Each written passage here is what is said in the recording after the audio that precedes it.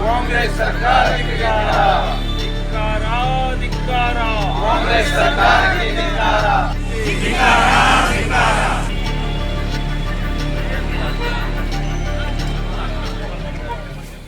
ಬೆಳಗಾವಿ ಜನ ಔಷಧಿ ಕೇಂದ್ರ ರಾಜ್ಯ ಸರ್ಕಾರ ಸ್ಥಗಿತಗೊಳಿಸುವ ನಿರ್ಣಯದ ವಿರುದ್ಧ ಭಾರತೀಯ ಜನತಾ ಪಕ್ಷ ಇಂದು ಬೆಳಗಾವಿ ಜಿಲ್ಲಾ ಆಸ್ಪತ್ರೆ ಎದುರುಗಡೆ ಧರಣಿ ಸತ್ಯಾಗ್ರಹ ಮಾಡಿತು. ಈ ಸಂದರ್ಭದಲ್ಲಿ ಬಿಜೆಪಿ ಕಾರ್ಯಕರ್ತರು ಹಾಗೂ ಮುಖಂಡರುಗಳು ಕೈಗೆ ಕರಿಪಟ್ಟಿ ಕಟ್ಟಿಕೊಂಡು ಪ್ರತಿಭಟನೆಯಲ್ಲಿ ಭಾಗವಹಿಸಿದರು. ಮಾಜಿ ಶಾಸಕ ಹಾಗೂ ರಾಜ್ಯ ಬಿಜೆಪಿ ಪ್ರಧಾನ ಕಾರ್ಯದರ್ಶಿ ಪಿ. ರಾಜು, ರಾಜ್ಯ ಕಾಂಗ್ರೆಸ್ ಸರ್ಕಾರ ಮಾನ ಮರ್ಯಾದೆ ಮನುಷ್ಯತ್ವ ಇಲ್ಲದ ರಾಜ್ಯ ಸರ್ಕಾರ, ರಾಜ್ಯ ಕಾಂಗ್ರೆಸ್ ಸಿದ್ದರಾಮಯ್ಯದ ನೇತೃತ್ವದ ಸರ್ಕಾರ ಸಂಪೂರ್ಣವಾಗಿ ದಿವಾಳಿಯಾಗಿದೆ. ಇದರಿಂದಾಗಿ ಬಡ ಜನರ ಜೀವನವನ್ನು ಪಣಕ್ಕಿಟ್ಟಿದೆ. ರಾಜ್ಯ ಸರ್ಕಾರ ಕೃಷಿ ಸನ್ಮಾನ ಯೋಜನೆ ನಿಧಿಯ ಮೇಲೆ ಮಾಜಿ ಮುಖ್ಯಮಂತ್ರಿ ಯಡಿಯೂರಪ್ಪನವರು ರೈತರಿಗೆ ಅನುಕೂಲವಾಗಲು 4,000 ಪ್ರೋತ್ಸಾಹಧನವನ್ನು ನೀಡಲಾಗುತ್ತಿತ್ತು.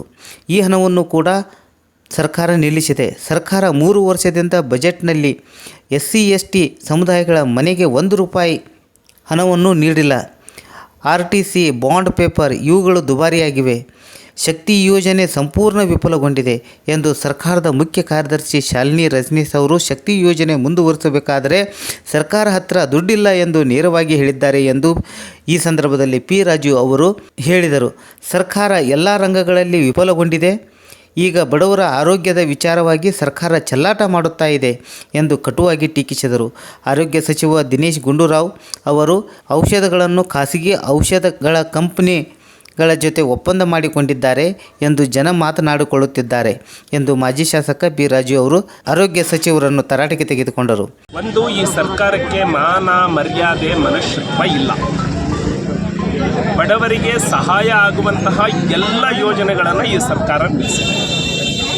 ರೈತರ ಮಕ್ಕಳಿಗೆ ಕೃಷಿ ಸಮ್ಮಾನ್ ನಿಧಿ ಬರ್ತಾ ಇತ್ತು, ಅದನ್ನು ನಿಲ್ಲಿಸಿದ್ದಾರೆ.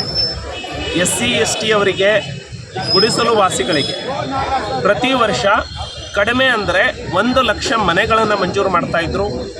ಇವರ ಹಣೆ ಬರಕ್ಕೆ, ಇವರ ಯೋಗ್ಯತೆಗೆ 3 ವರ್ಷದ ಬಜೆಟ್ನಲ್ಲಿ 1 ರೂಪಾಯಿ ಬಡವರಿಗೆ, ದಲಿತರಿಗೆ ಮನೆಗಾಗಿ ಬಿಡುಗಡೆ ಮಾಡಿಲ್ಲ.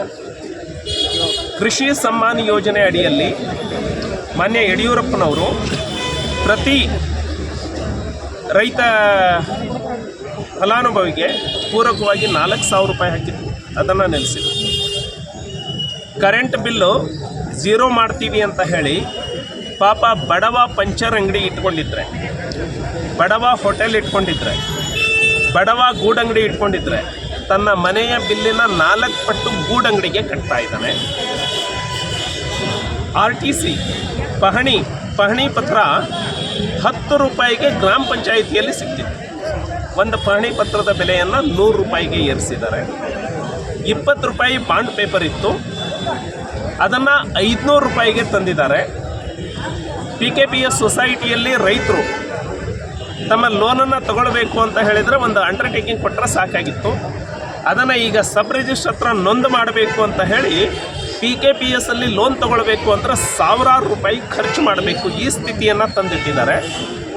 ಹಾಲಿನ ದರವನ್ನು ಹೆಚ್ಚು ಮಾಡ್ತೀವಿ, 1 ಲೀಟ್ರಿಗೆ 7 ರೂಪಾಯಿ ಪ್ರೋತ್ಸಾಹಧನ ಕೊಡ್ತೀವಿ ಅಂತ ಹೇಳಿ ಇವರು ಪ್ರಣಾಳಿಕೆಯಲ್ಲಿ ಘೋಷಣೆ ಮಾಡಿಕೊಂಡಿದ್ದರು. ಆದರೆ ನನಗೆ ಗೊತ್ತಿರುವ ಮಾಹಿತಿ ಪ್ರಕಾರ ರೈತರಿಗೆ 7 ರೂಪಾಯಿ ಅಲ್ಲ, ಪ್ರೋತ್ಸಾಹಧನ ಕೊಡಬೇಕಾಗಿರೋ 5 ರೂಪಾಯಿನೇ ಇವರ ಯೋಗ್ಯತೆಗೆ ಕೊಡೋಕ್ಕಾಗ್ತಾ ಇಲ್ಲ. 900 ಕೋಟಿ ರೂಪಾಯಿಗಳನ್ನು ಬಾಕಿ ಉಳಿಸ್ಕೊಂಡಿದ್ದಾರೆ. ಶಕ್ತಿ ಯೋಜನೆ ಬಗ್ಗೆ ಭಾಳ ದೊಡ್ಡದಾಗಿ ಮಾತನಾಡ್ತಾ ಇದ್ದಾರೆ. ಸಾರಿಗೆ ಇಲಾಖೆಯನ್ನು ಸ್ಮಶಾನ ಮಾಡಿದ್ದಾರೆ. ಸಾರಿಗೆ ಇಲಾಖೆಯ EPF ಗ್ರ್ಯಾಚ್ಯುಟಿ 9,000 ಕೋಟಿ ಬಾಕಿ ಇದೆ. ಶಾಲಿನಿ ರಜನೀಶ್ ಅವರು ಇಲಾಖೆಯ ಮೀಟಿಂಗನ್ನು ಮಾಡಿ ಇದಕ್ಕೆ ನಮಗೆ ದುಡ್ಡು ಕೊಡೋದಕ್ಕಾಗಲ್ಲ, ನಿಮ್ಮ ಬಸ್ ಸ್ಟ್ಯಾಂಡಲ್ಲಿ KSRTC ಹೆಸರಲ್ಲಿ ಇರುವಂತಹ ಜಾಗವನ್ನು ಮಾರಾಟ ಮಾಡ್ಕೊಳ್ಳಿ ಅಂತ ಆರ್ಡ್ರ್ ಮಾಡಿಬಿಟ್ಟಿದ್ದಾರೆ. ಈಗ ಈ ಸರ್ಕಾರದಲ್ಲಿ ದುಡ್ಡು ಮಾಡಲಿಕ್ಕೆ ಇವರಿಗೆ ಬೇರೆ ಯಾವುದೂ ಜಾಗ ಸಿಕ್ಕಿಲ್ವಾ? ಬಡವರ ಆರೋಗ್ಯದ ಜೊತೆಗೆ ಚೆಲ್ಲಾಟ ಆಡಿ ದುಡ್ಡು ಮಾಡಬೇಕಾ ಇವರು? 100 ರೂಪಾಯಿಗೆ ಸಿಗುವಂತಹ ಔಷಧಿ, ಮೆಡಿಕಲ್ ಶಾಪಲ್ಲಿ ಸಿಗುವಂತಹ 100 ರೂಪಾಯಿಯ ಔಷಧಿ ಜನೌಷಧಿ ಕೇಂದ್ರದಲ್ಲಿ 15 ರೂಪಾಯಿಗೆ ಸಿಗುತ್ತೆ. 85 ರೂಪಾಯಿ ಬಡವನಿಗೆ ಉಳಿತಾಯ ಆಗ್ತಿತ್ತು. ದಿನೇಶ್ ಗುಂಡೂರಾವ್ ಅವರಿಗೆ ಡ್ರಗ್ ಮಾಫಿಯಾ ಹೋಗಿ ಲಾಬಿ ನಡೆಸಿದೆ.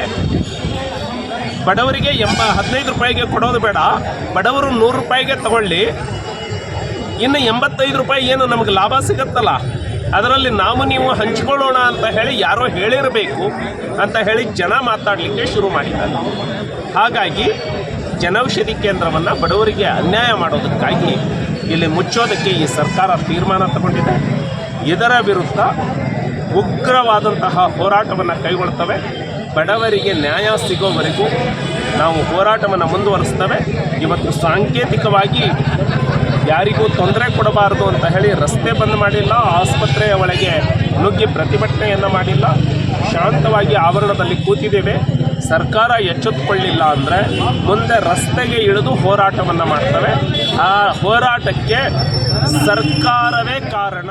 ಇದೇ ಸಂದರ್ಭದಲ್ಲಿ ಬೆಳಗಾವಿ ಗ್ರಾಮೀಣ ಬಿಜೆಪಿ ಜಿಲ್ಲಾಧ್ಯಕ್ಷರಾದ ಸುಭಾಷ್ ಪಾಟೀಲ್, ಬೈಲಹೊಂಗಲ ಮಾಜಿ ಶಾಸಕ ಎಸ್ ಪಾಟೀಲ್, ಬಿಜೆಪಿ ಮುಖಂಡರಾದ ರವಿ ಪಾಟೀಲ್, ಬಿಜೆಪಿ ಮಹಿಳಾ ಸಂಘಟನೆಯ ಪದಾಧಿಕಾರಿಗಳು ಹಾಗೂ ಕಾರ್ಯಕರ್ತರು ಈ ಪ್ರತಿಭಟನೆಯಲ್ಲಿ ಭಾಗವಹಿಸಿದರು. ವರದಿ ರತ್ನಾಕರ್ ಗೌಂಡಿ, ಬೆಳಗಾವಿ.